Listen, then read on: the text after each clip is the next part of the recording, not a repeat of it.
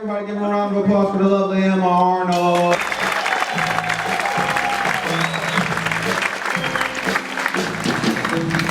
Asheville, I love you so much already. I'm from Idaho, I'm from Boise. We're very similar in that our homeless people are also very polite. Surprisingly well educated. I saw a busker argument earlier, and it was like the nicest thing I've ever seen. Like, you're on my corner. Oh, I'm so sorry, I'll move down. Who is it? You guys have a nice place here is what I'm saying. When I flew in, I was a little scared. I flew into your airport. That's not why I'm scared. I flew into your airport and I got a rental car and they were like, oh, there's a shuttle to your rental car. And I got in the shuttle and we started driving through the woods. Just kept going. Over mountains, through the woods, kept going, pulled up to a warehouse in the middle of nowhere. And I was like, oh shit, do I die here? I went inside, they offered me a sweet tea. And I was like, oh, I do die here. Eventually, of diabetes. So sad. I recently was voted, guys, don't be intimidated, but I was on a top 10 up-and-coming female comedians list on the internet. Everybody was calling to congratulate me, and I was like, I don't know if I want that. It's kind of like being the prettiest waitress at Denny's, you know?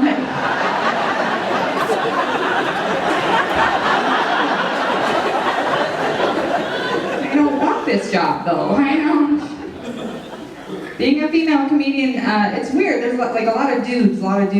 It's a lot of times I feel like I'm Wendy to the Lost Boys. Instead of teaching me to fly, Peter Pan's always trying to give me chlamydia. So.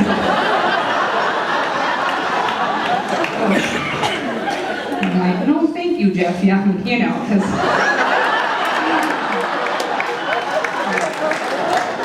I have my pick of chlamydia is all I'm saying. I'll get that anywhere I need to. I was just in Nebraska. I had a great time. Thank you. One person who's like, good for you, sweetie. Yep. I was in Nebraska for a comedy festival, and man, they hated me in Nebraska, you guys. Yeah. I'm on the road a lot, and I'm from Idaho. It's a very different feeling for me to be in a place that is so conservative that I'm like, man, I can't wait to get home to the liberal mecca that is Idaho. If you know anything about our politics, very bad. Very scary place, Idaho. It's a very strange place. It was weird there, like, so theater full of, just picture this. This is what it's like to be a comedian. Theater full of 1,200 people. I open on that fucking bomb-ass chlamydia joke. You guys heard it? It's a great joke. I open on that. Theater goes pin drop silence. Except for one lady in the back who yells, "Oh no!"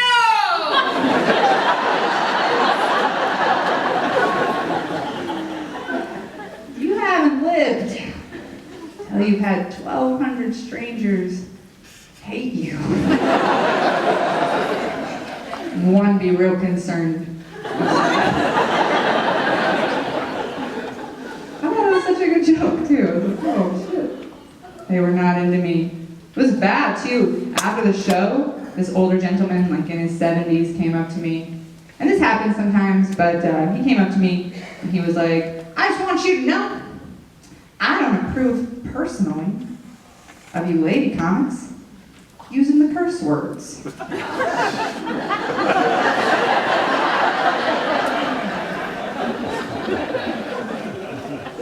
So fellas, don't feel like you have to talk to me after the show.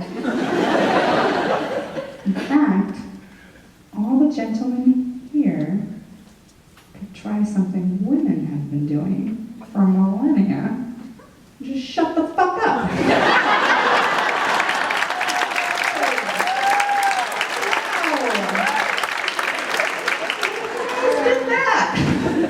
I know it's a new concept, guys.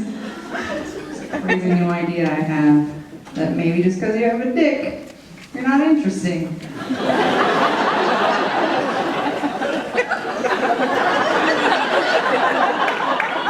It's nuts. I know. Like, what if you just inner monologue some of that shit, is all I'm saying.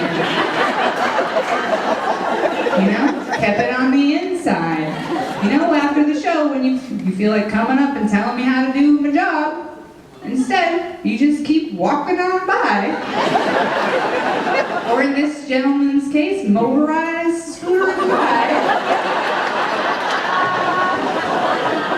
You're a kick-ass rascal, and you know, women do it all the time.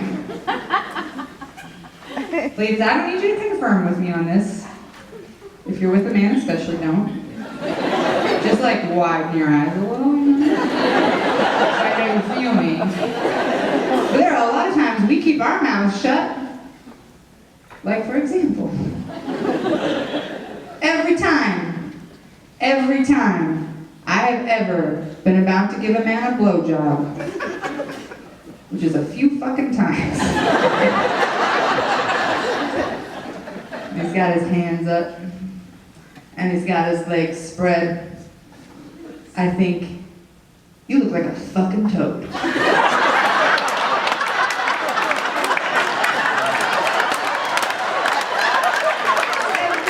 fucking time I have thought that, never said it. It's just for old Arnold, okay? Just for me. That's all that's forward in there. Try that. We did it to ourselves? Ladies, we did it to ourselves. Kind of. I mean, it was the way we were raised. Every woman here was raised that when a man is speaking, you're supposed to pretend you give a shit what he's talking about. So, really, NASCAR, interesting. Oh, tell me more about that. Okay. What a happy place we go to whenever you're talking to us, man. We're just like, okay. I'm watching Golden Girls episodes in my head right now.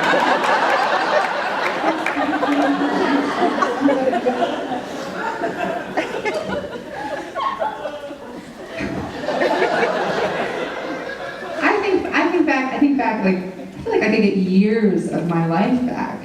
If when some dipshit was talking to me about Donkey Kong, I was like, oh, shut the fuck up. No, I do not care. So getting back to our Nebraskan friend, which is what we meant to talk about. This guy in Nebraska says that thing to me about how he doesn't prefer the curse words. And that happens quite a bit. I once had another guy at a show tell me, older gentleman tell me he wanted to wash my mouth out with soap. So, which, by the way, I was like, you're 20 years younger, let's get fucking weird. You know?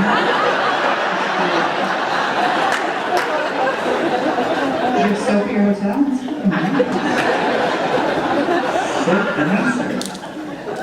Happens enough, I have like this kind of stock response that I say. So when that guy said that, I was like, oh, well, my dentist says I have a very clean mouth. That usually shuts those kind of guys up. But this guy was persistent, and he's like, that right there is funny. If you did that, you'd be on the Johnny Carson show.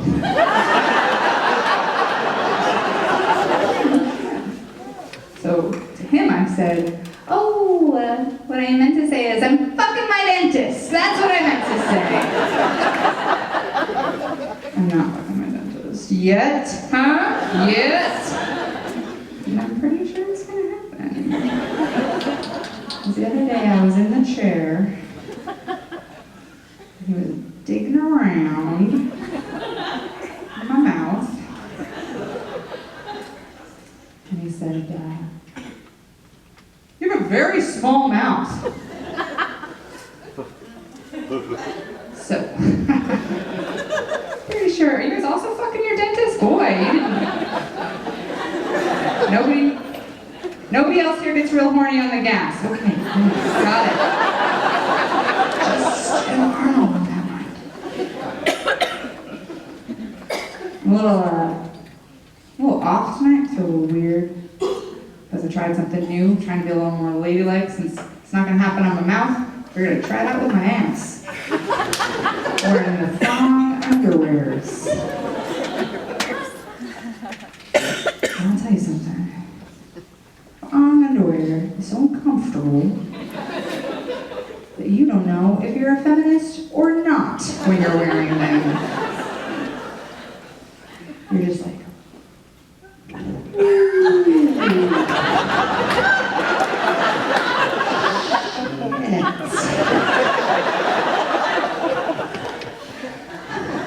how do I feel about equality? You know?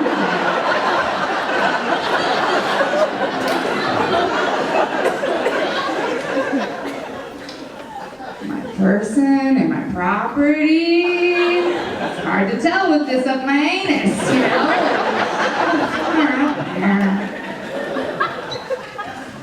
Shit, maybe I shouldn't vote, you know?